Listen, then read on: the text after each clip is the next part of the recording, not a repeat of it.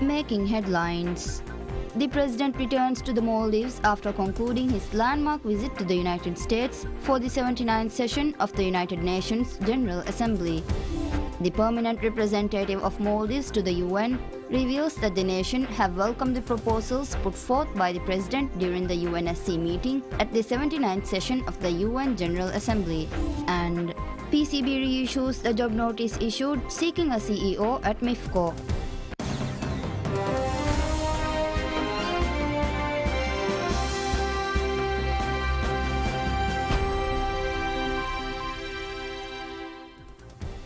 Bismillahirrahmanirrahim. Assalamu alaikum. Hello and welcome to PSMNEWS in English.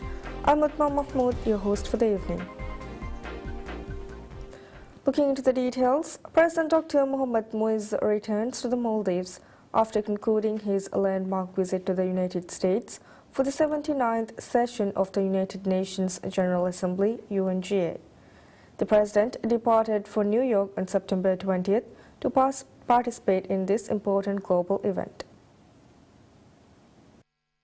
During his visit, President Dr. Moise delivered a powerful statement at the general debate of the UNGA 79, where he outlined his vision for transforming the Maldives into a fully developed nation by 2040. He also called on world leaders to hold Israel accountable for its actions in Palestine, advocating for the establishment of an independent Palestinian state, an end to Israeli aggression, and full recognition of Palestine as a UN member state. Additionally, President Dr. Moise addressed the UN Security Council (UNSC), becoming the first Maldivian head of state to do so since the nation joined the UN 59 years ago. In his address, he urged the abolition of veto power, characterizing it as an outdated and unjust mechanism that obstructs global peace and security. His call resonated with smaller nations that believe eliminating the veto would enhance the UN's responsiveness to vulnerable populations and better equip it to tackle global challenges. Throughout his trip, the president delivered several speeches on critical topics such as sea level rise, renewable energy, and climate change. He played a leading role in co-chairing significant side events during the UNGA 79 and held bilateral discussions with various delegations. He also took time to engage with the Maldivian community in New York. Before concluding his trip, President Dr. Moise spoke at Princeton University's School of Public and International Affairs, emphasizing the Maldives' growing significance in global trade, energy security, and environmental conservation. In addition, the president visited Google's main office in New York to discuss potential collaborations, focusing on the integration of AI in public service delivery, the promotion of digital literacy, and data-driven solutions for climate resilience. Permanent representative of Maldives to the United Nations, Ali Nasir Mohammed, has revealed that nations have welcomed the proposals put forth by President Dr. Mohamed Moise during the United Nations Security Council UNSC meeting at the 79th session of the UN General Assembly UNGA 79. This marks the first occasion a Maldivian president has addressed the UNSC. In a compelling and assertive speech, President Dr. Moise highlighted that the veto power, held by a limited number of countries, often obstructs vital decisions, especially in urgent situations that demand immediate action to alleviate human suffering, such as the current crisis in Gaza. He urged that the veto system undermines the core principles of equality and justice that the United Nations upholds, enabling powerful nations to prioritize their own interests over global welfare. The president further asserted that no single country should possess the power to dismiss the collective will of the international community, particularly on issues impacting millions. He advocated for a reformed Security Council that makes decisions democratically, ensuring that all member states' concerns are represented equally and that every nation has a voice in global matters. Ambassador Ali Nasir emphasized the president's active role in diplomacy, stating that the points raised at the Security Council will be acknowledged by both the UNSC and the General Assembly members.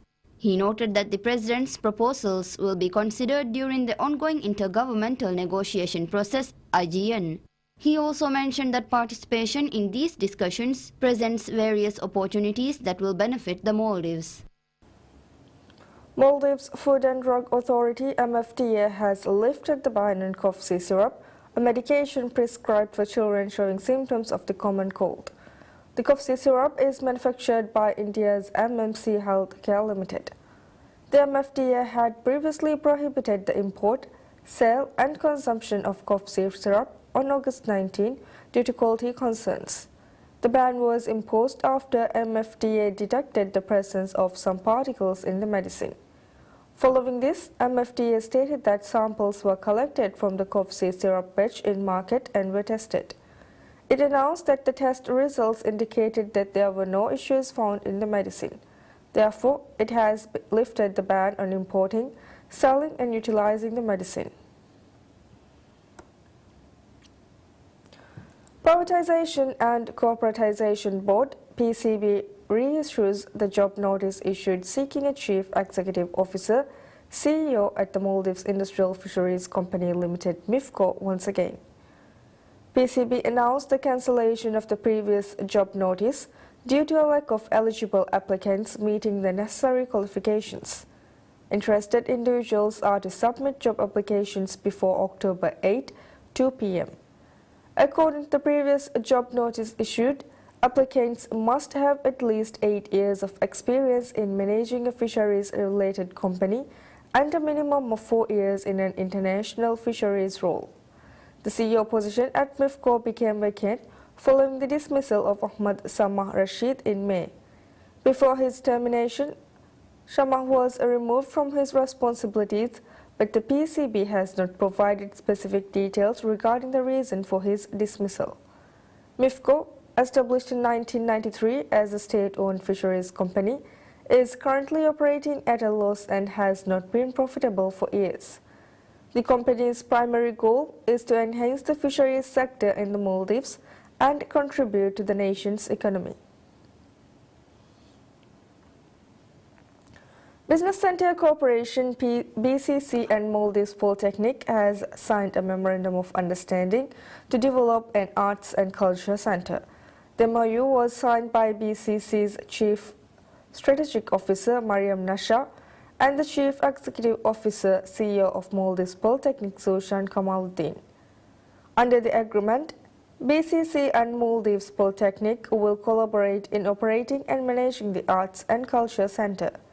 This includes equipping the center with essential resources and ensuring convenient access for individuals seeking these resources. BCC emphasized that the agreement will also facilitate educational resources and provide necessary recommendations and logistical support, ultimately enhancing the educational capacity of those obtaining services from the center. Furthermore, BCC stated that it will collaborate with Maldives Polytechnic to promote the Arts and Culture Center and organize several activities to provide more information on the center to relevant stakeholders, including businessmen and non-governmental organizations and NGOs. Commissioner of Police Ali Shujao has emphasized that efforts to increase police presence and activity will not be temporary and will continue indefinitely. Speaking about the special operation launched by the Maldives Police Service (MPS) in the capital Malé City and the atolls, Commissioner Shujao highlighted several decisions made by senior police management to increase the number of frontline officers across the country. He noted that 360 officers are currently in training and being deployed.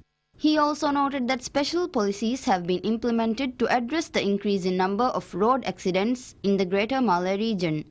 Additionally, Commissioner Shujao pointed out that police visibility is on the rise, aiming for citizens to encounter a police officer within 5 minutes of traveling on the streets.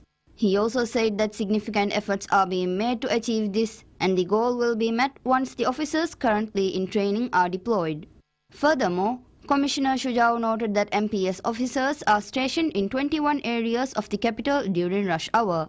He said that a modern communication center has been established in Malé and Hurmale to monitor and coordinate these operations with senior officers on duty 24/7. He also said that the CCTV system of the capital city will be centralized and monitored from this center. Moreover, Commissioner Shujao said that the center will enable real-time tracking of police activity using technology to collect and analyze data critical to their operations. He noted that a special unit has been established to combat gang crimes, with officers regularly monitoring areas where gang activity is prevalent in Male and Hurmale. He also said that progress is being made in reducing gang-related crimes, and senior officers continue to be deployed near schools for enhanced security. We'll return after a short prayer. Stay tuned.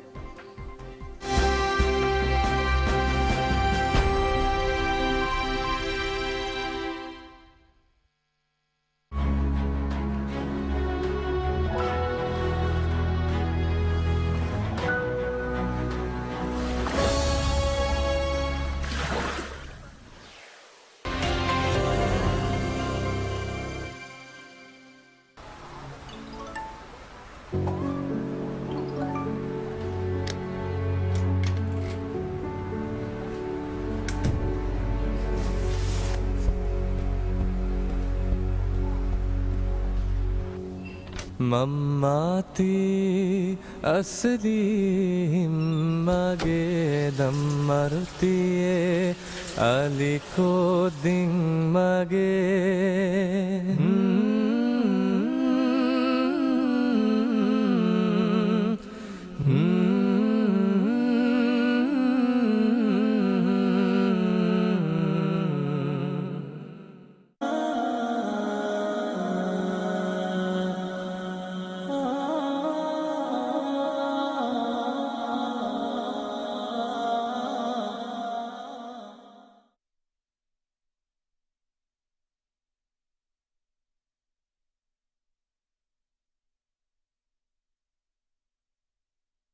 الله أكبر الله أكبر الله أكبر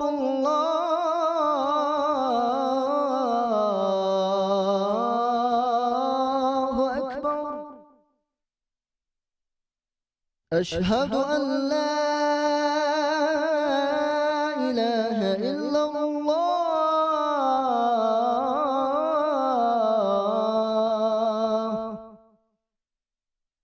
أشهد أن لا إله إلا الله أشهد أن محمدًا رسول الله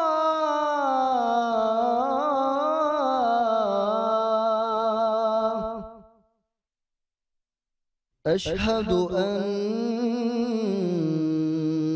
محمدًا رسول الله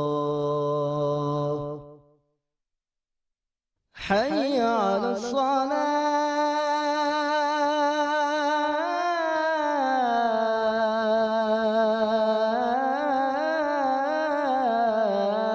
الصلاة حي على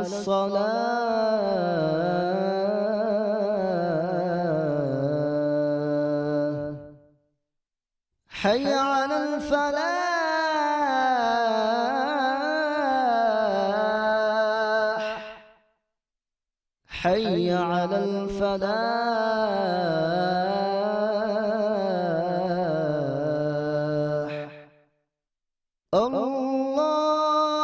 الله أكبر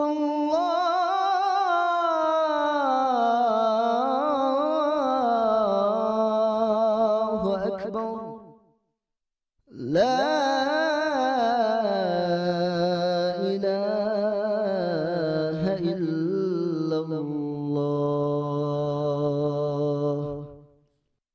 اللهم رب هذه الدعوة التامة والصلاة القائمة آت محمدًا الوسيلة والفضيلة والدرجة الرفيعة وبعثه مقامًا محمودًا الذي وعدته وارزقنا شفاعته برحمتك يا أرحم الراحمين وصلى الله على محمد وآله وصحبه وسلم والحمد لله رب العالمين.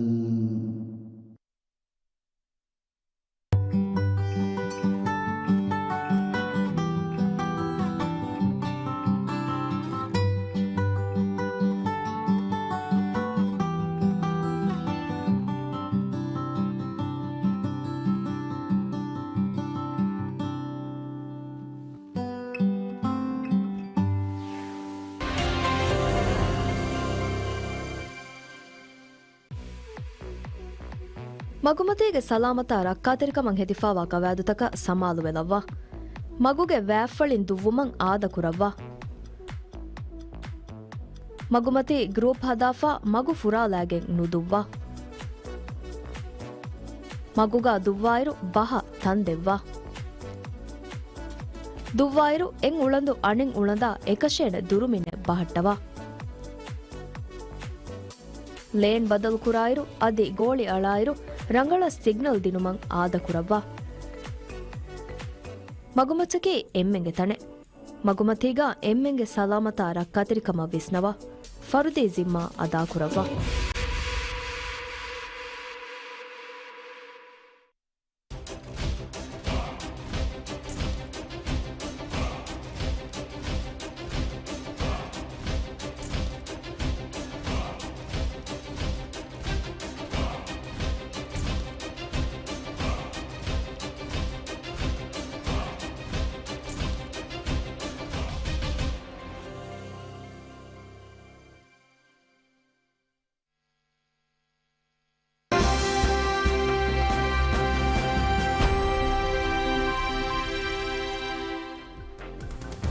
Welcome back to the English News. The Maldives Police Service MPS has revealed that 158 kilograms of drugs have been confiscated in the past 8 months. The MPS released data highlighting the activities of the Drug Enforcement Unit for the year so far. The latest statistics show that 158.8 kilograms of drugs and 5,250 bottles of liquor were seized as of August 31st. The total value of these confiscated items stand at $18 million. The Drug Enforcement Unit has conducted 113 operations this year, searching 8,554 individuals and arresting 712 individuals, including 80 foreigners who were handed over to Maldives immigration. Of the 475 cases received by the unit over the past 8 months, 230 were forwarded to the Prosecutor General's Office (PGO). Statistics on gang crime enforcement were also shared. In the first 8 months of the year, 12,253 individuals were questioned, including 2,583 adults and 331 minors under the age of 18, who were questioned 2,014 times. A total of 67 individuals were arrested in gang-related crimes, with 30 released, 22 in police custody, and 15 in remand. Of the 22 gang crime cases reported during this period, 8 were forwarded to the PGO for prosecution. The government is currently working to address drug and gang-related issues in the Maldives and is in the process of amending relevant laws to strengthen prevention efforts.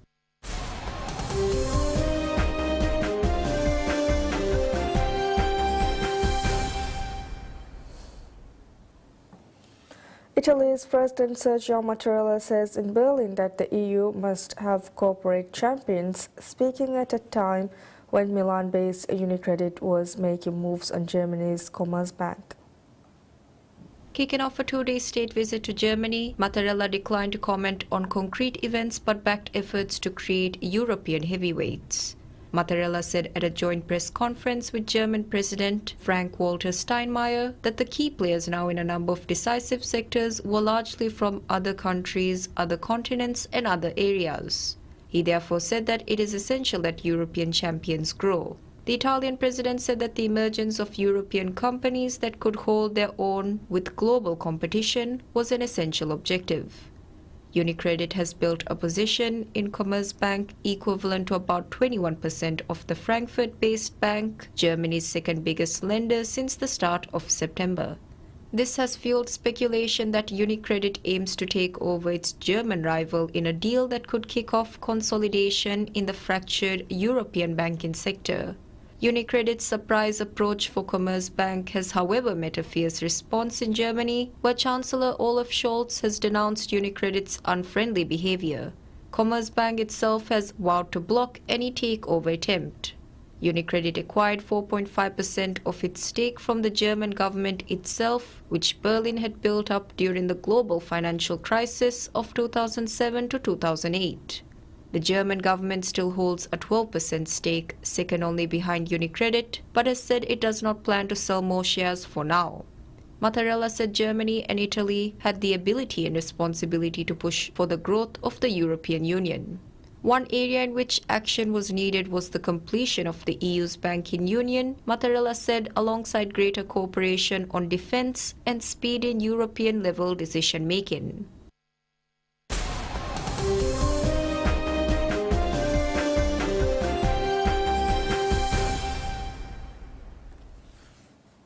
Israel kills Hezbollah chief Hassan Nasrallah in a huge airstrike in Lebanon, dealing the movement a seismic blow that Prime Minister Benjamin Netanyahu on Saturday called a turning point for his country.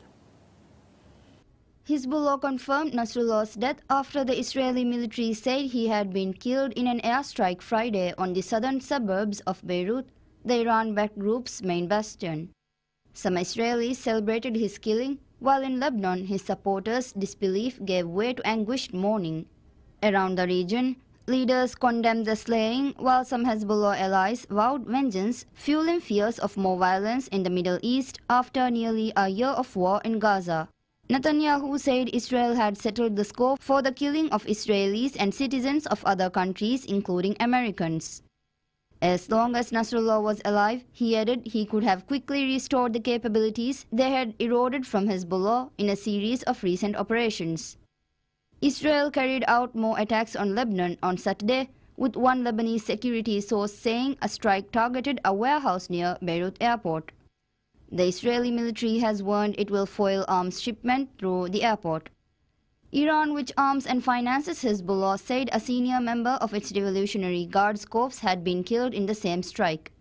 A source close to Hezbollah said the group's top commander in South Lebanon, Ali Karak, had also died. Women were seen weeping on the streets of Beirut as Hezbollah announced Nasrallah's death. Nasrallah was the face of Hezbollah, enjoying cult status among his supporters, and was the only man in Lebanon with the power to wage war or make peace. In Tehran, posters of Nasrallah were put up bearing the slogan, "Hezbollah is alive." Supreme Leader Ayatollah Ali Khamenei declared public mourning, as did Lebanon, Iraq and Syria. Yemen's Houthi rebels said they fired a missile at Israel's airport on Saturday, hoping to hit it as Netanyahu returned from a trip to New York. United Nations Chief Antonio Guterres said he was gravely concerned by the dramatic escalation of events in Beirut.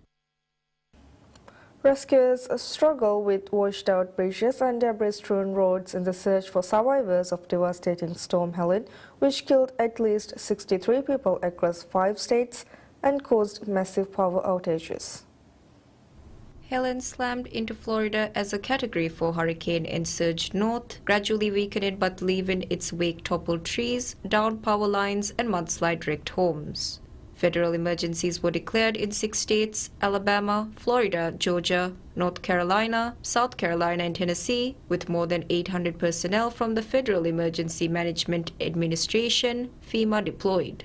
Now classified as a post-tropical cyclone, the remnants of the storm are expected to continue inundating the Ohio Valley and Central Appalachians through Sunday, according to the National Hurricane Center, NHC. In affected communities across the eastern coast and Midwest, storm victims and volunteers toting trash bags, mops and hammers tried to repair what they could and clean up the rest. At least 24 people died in South Carolina, 17 in Georgia, 11 in Florida, 10 in North Carolina, and 1 in Virginia, according to local authorities and media tallied by AFP. The National Weather Service said conditions would continue to improve following the catastrophic flooding over the past 2 days. But it warned of possible long-duration power outages. More than 2.6 million customers were still without electricity across 10 states from Florida in the southeast to Indiana in the Midwest as of early Sunday morning, according to tracker poweroutage.us. Helen blew into Florida's northern Gulf Shore with powerful winds of 140 miles or 225 kilometers per hour. Even as it weakened into a post-tropical cyclone, it has wreaked havoc. Record levels of flooding threatened to break several dams, but Tennessee emergency officials said Saturday that the Nolichucky Dam, which had been close to breaching, was no longer in danger of giving way and people downriver could return home. That's it for now. Thank you for watching. Have a pleasant day. Bye-bye.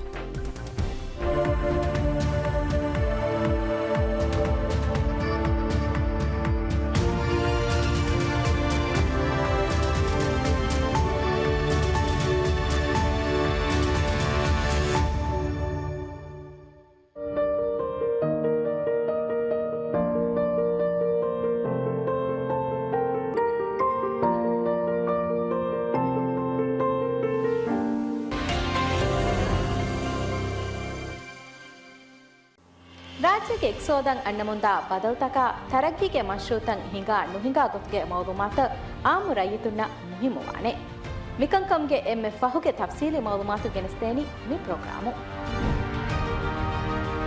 इज्तिमा रक्कात्रिकं काशवर कुलमट्टक अमिल फरातक जमियातक सरकार पुलवा मसकतोग मालूमातस एम्मे तफसीला की गणस्तेणी राजवेदु सियासी मसरहोगा बदलुमुं अन्न हालत सियासी party तकुं कुरमुं अन्न मसक्केत्त रैयतुंगे मजलुगे मसक्केत्तक सरकारुं तंफिस कुरमुंदा सियासत तक्के मालूमातुत